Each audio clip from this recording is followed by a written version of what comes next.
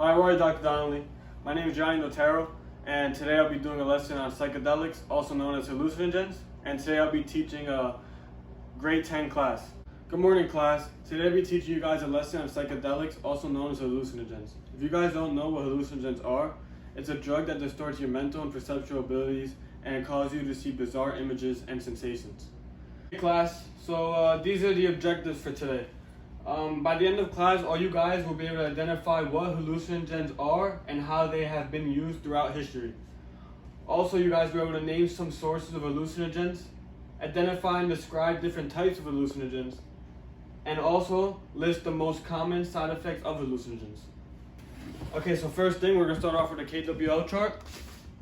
And to begin, I'm going to have you guys start off with the K part and the W part. The K part is what you guys already know about the topic. The W part is what you guys want to know about the topic, and the L part we're getting to later. So I'm gonna give you guys around 5 minutes to do that, and then we'll go over it and we'll move on to the video. Okay, class, we're ready to get into the lesson now. I'm gonna get you guys in to watch an informational video.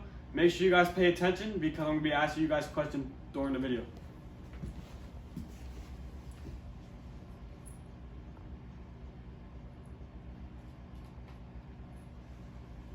Hallucinogens are certain types of drugs that distort a person's mental and perceptual abilities and often produce bizarre images and sensations.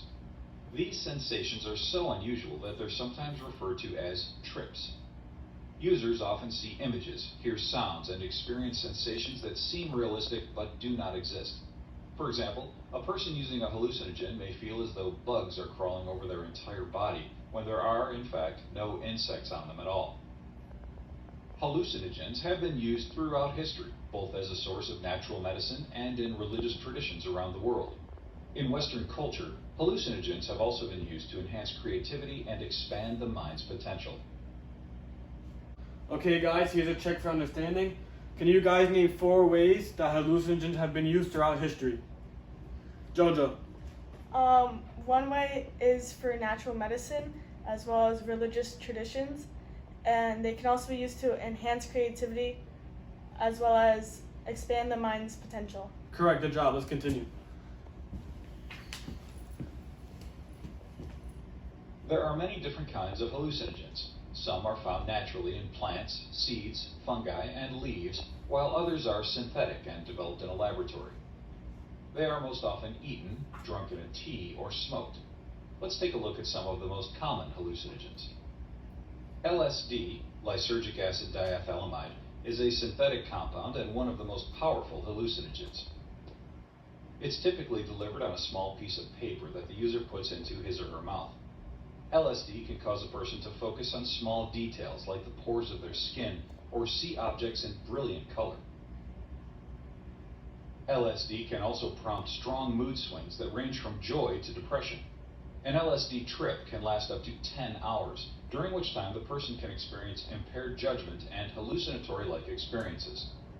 Though LSD is not considered to be addictive like cocaine and heroin, you can build up a tolerance that requires using more of the substance in order to get the same high.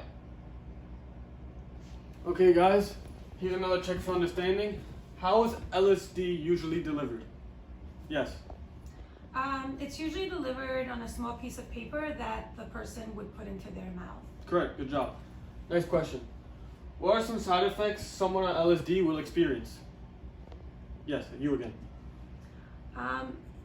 People would probably see things a lot brighter and see details that they normally wouldn't. Things would be more colorful and they would probably have hallucinations. It looks like someone's been paying attention. Let's continue. Peyote is a small, spineless cactus that contains a hallucinogenic compound called mescaline. It comes from the dried tops of the roots of the cactus, often called peyote buttons, which are then dried. It can be brewed in tea, processed into a powder and capsulized, or simply eaten directly. Mescaline can also be created synthetically. Mescaline produces a hallucinatory state similar to LSD, but with fewer visual distortions. Mescaline's perceptual distortions typically affect a person's thinking process, time awareness, and self-awareness. For example, a mescaline-induced experience might give the user the impression of floating, or the impression that they are able to communicate with inanimate objects like trees. As with LSD, mescaline users build up a tolerance to the point where more of the drug is required to get the same effects. Okay, here's another checker for understanding. What is the hallucinogenic compound contained in peyote called? Joe. Mescaline. Correct. And where does peyote come from? It comes from the dried tops of a cactus plant. Correct. Let's continue. Psilocybin is a naturally occurring hallucinogen found in over 200 species of mushrooms, commonly referred to as psilocybin mushrooms. Psilocybin has mind-altering effects that are similar to LSD and mescaline and include an altered sense of time, feelings of euphoria, and distorted visual and mental images. Psilocybin mushrooms can be eaten raw, cooked, brewed in tea, or dried. Psilocybin mushrooms can easily be mistaken for poisonous lookalikes, which, if eaten, can cause death. As with LSD and mescaline, psilocybin use builds a tolerance that leads to greater amounts being used to achieve the same effect. Okay, where is psilocybin usually found? Yes. In mushrooms, there's like 200 kinds. Good job. And what are some mind-altering effects of the drug? Yes, Gina. You would feel euphoria, and your mental images and visual images would be distorted and like all out of whack. Good job. Let's continue. PCP, phencyclidine, is known as a dissociative drug, meaning that it distorts the user's perceptions of sight and sound and produces feelings of detachment. It was originally created as a pharmaceutical anesthetic, but was later taken off the market because of its serious side effects. PCP can create schizophrenic-like symptoms, such as delusions, paranoia, disordered thinking, and extreme anxiety. For example, a PCP user might experience delusions that lead him to think he can jump off a building and fly through the air. With continued use, a person can become addicted to PCP. Okay, so what dissociative drug does PCP come from? I think they said how it distorts how you see sight and sound, which makes you feel detached from everything. Great job, that was perfect. And what are some examples of schizophrenic-like symptoms? Yes, Gina again. You would have like real extreme anxiety and paranoia, and just be delusional. That was good. Let's continue.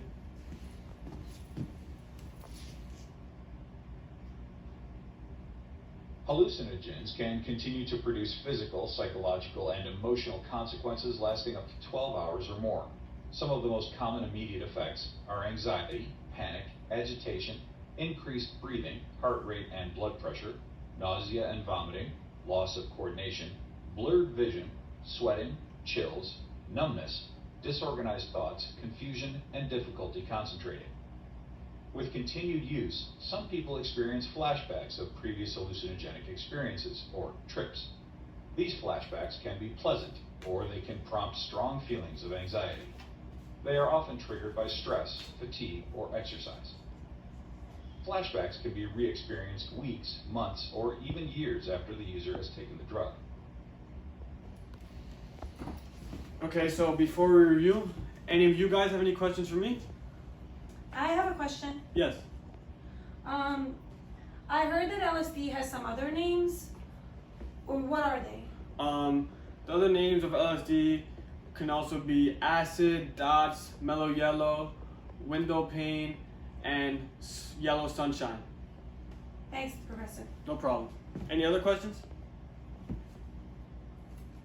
I have another question. Mm-hmm. Why do people think that hallucinogens aren't harmful? Some people think that hallucinogens aren't harmful because they may have seen or heard that it's been used to cure illnesses or any mental kind of illness, but you gotta remember that this is in a controlled environment and you're being monitored of how much you're taking, the dosage and everything, so you gotta keep that in mind. Thank you. And no problem. And we're gonna be finishing the end of the video, so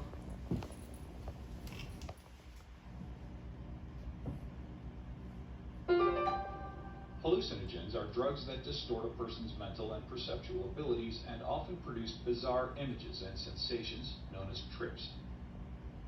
Users often see images, hear sounds, and experience sensations that seem realistic but do not exist. Hallucinogens can be ingested through the mouth or smoked. Some come from natural sources, like plants and fungi. Others are synthetic. Hallucinogens have been used throughout history, both as a source of natural medicine and in religious traditions around the world. In Western culture, hallucinogens have also been used to enhance creativity and expand the mind's potential. Some of the most common types of hallucinogens include LSD, peyote, psilocybin, and PCP. Physical side effects include nausea, anxiety, sweating, confusion, and increased blood pressure and heart rate. Not all hallucinogens are addictive, though frequent users may have to increase dosages to achieve the same effect. Out of the 4 hallucinogens discussed, PCP is the most addictive, and LSD is the most powerful. Some users experience flashbacks from the drugs that can occur weeks, months, or even years after the last dosage. Okay class, so now I'll be going over some important notes. You guys might want to take out your notebook, just in case you want to jot down some important stuff. That might be a good idea. So what are hallucinogens? They are drugs that distort a person's mental and perceptual abilities, producing bizarre images and sensations, referred to as trips. Would anybody like to read the next one for me? Yes. What is the history of hallucinogens? They were used for natural medicine, in religious traditions around the world, and in Western culture, they were used to enhance creativity. Okay, thank you. What are some sources of hallucinogens and how are they taken? Some are found naturally in plants, seeds, fungi, and leaves. Some are synthetic and developed in laboratories. And some are most often eaten, drunk, in tea, or smoked. Okay, so here's the next one. Spinning around like crazy over here.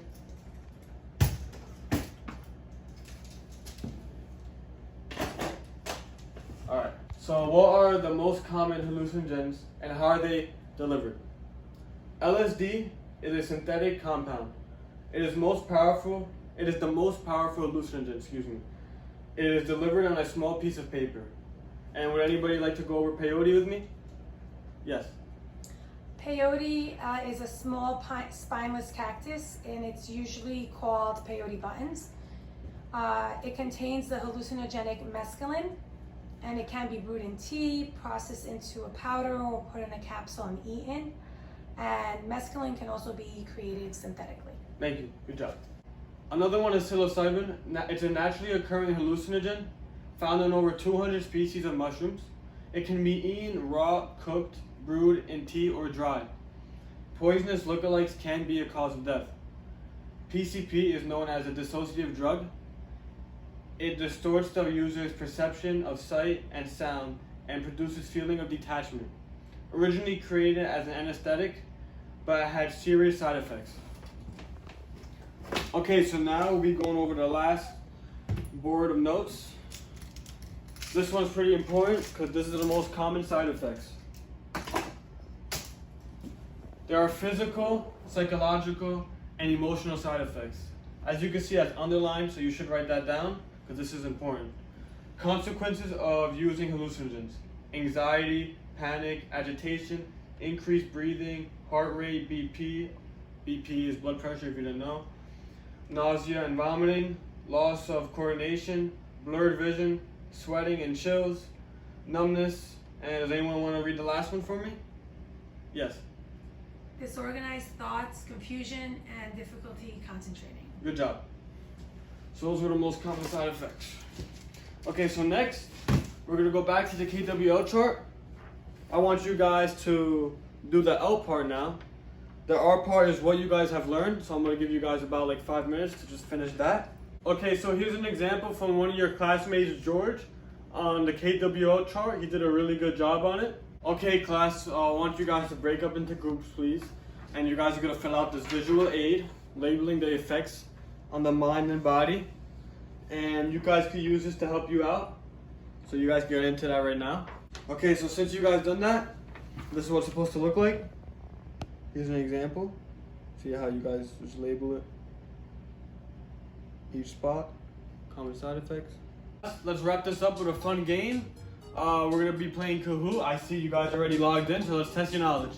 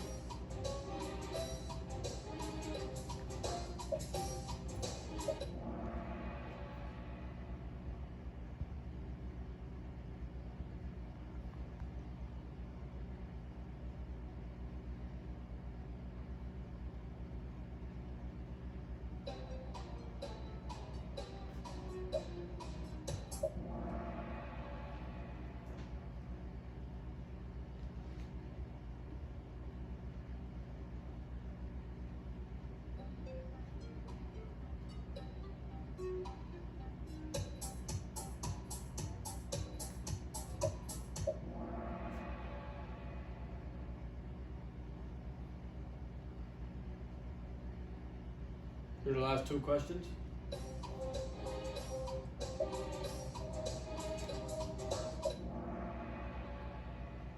Here's the last question coming up next. It's anyone's ball game now.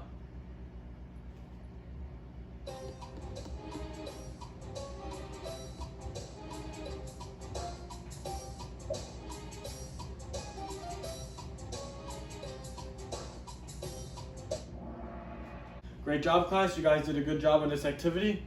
You guys all did well, but JoJo took the win. I hope you guys enjoyed this lesson, and I'll see you guys soon.